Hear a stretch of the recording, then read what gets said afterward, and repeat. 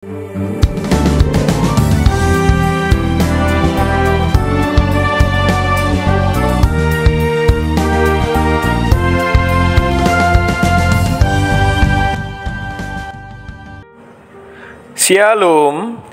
selamat pagi Bapak Ibu Saudara yang dikasihi Tuhan.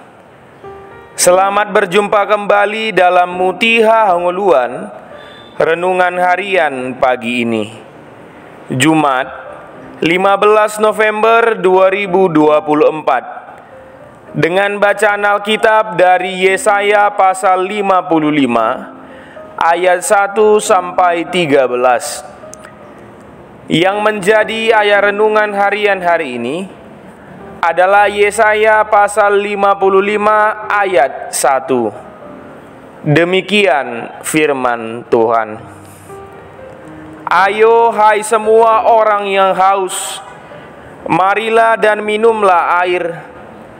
Dan hai orang yang tidak mempunyai uang, marilah, terimalah gandum tanpa uang pembeli dan makanlah, juga anggur dan susu tanpa bayaran.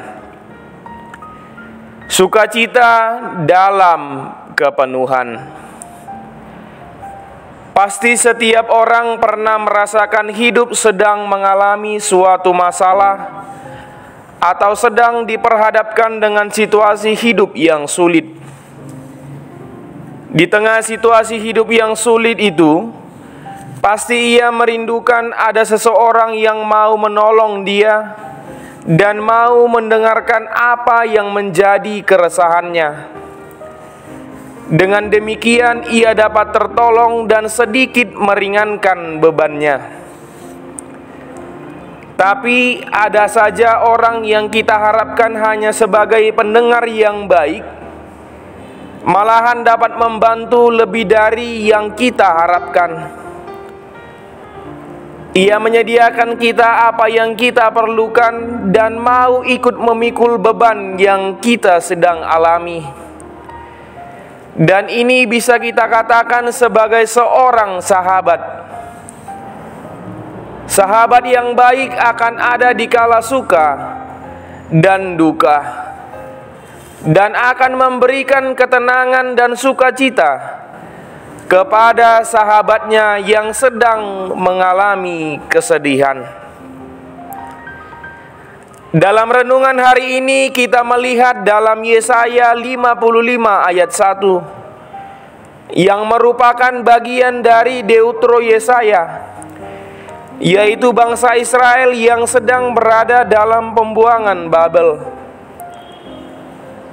Meskipun bangsa Israel berada dalam kungkungan dan penderitaan akibat kesalahan yang mereka perbuat, tetapi melalui nabinya yaitu Yesaya, Allah tetap menunjukkan kabar baik bagi umatnya yang berada dalam pembuangan.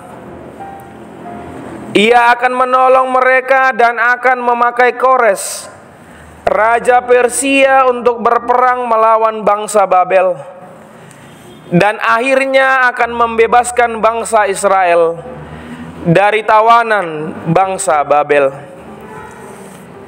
Dalam Yesaya 55 ayat 1 ini, kita melihat bahwa Nabi Yesaya menubuatkan dan mengajak bangsa Israel untuk datang kepada Allah. Sebab di luar Allah mereka tidak akan dapat berbuat apa-apa dan akan terus berada dalam kekuasaan Babel. Ada dua poin yang dapat kita temukan dari nats renungan ini, yaitu pertama, hai semua orang yang haus, marilah dan minumlah air. Ini mengisyaratkan bahwa dalam situasi hidup yang sedang dihadapi bangsa Israel, mereka mengalami kepahitan dan kengerian hidup, dan rasanya mereka akan mati di tanah Babel.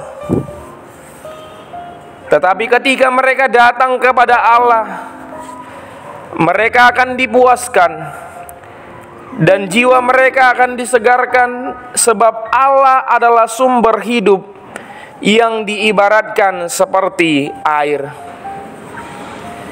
Kedua, terimalah gandum tanpa uang dan makanlah juga anggur dan susu tanpa bayaran. Ini bisa kita artikan Allah mau mengatakan bahwa terimalah keselamatan yang daripadaku, dan kamu akan mendapatkannya dengan cuma-cuma atau gratis. Keselamatan yang daripada Allah dan juga berkat-Nya adalah semata-mata oleh karena anugerah, bukan karena kita melakukan perbuatan baik.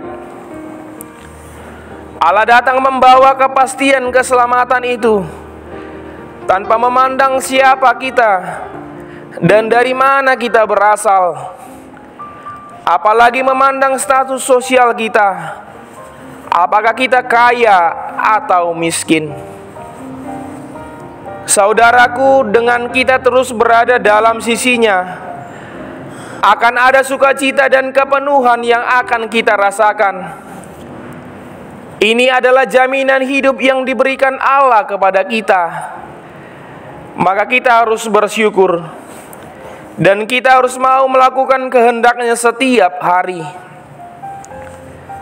Sukacita dalam kepenuhan akan kita rasakan jika kita terus memprioritaskan Allah dalam hidup kita dan tidak hidup untuk mencari kesenangan yang sementara dan justru meninggalkan banyak duka. Jangan ragu untuk datang kepada-Nya, karena pintunya selalu terbuka. Kita berdoa. Ya Allah Bapa, hikmat dan kehidupan yang Kau beri sampai hari ini membuat kami merasa bahwa Allah sungguh baik. Kau tidak pernah meninggalkan kami, dan setiap hari Engkau beri sukacita dalam kepenuhan. Dalam-Mu kami bersyukur. Amin. Renungan harian hari ini ditulis oleh Maria Tampubolon, STH. Demikianlah renungan harian hari ini. Selamat beraktivitas, Tuhan Yesus memberkati. Shalom.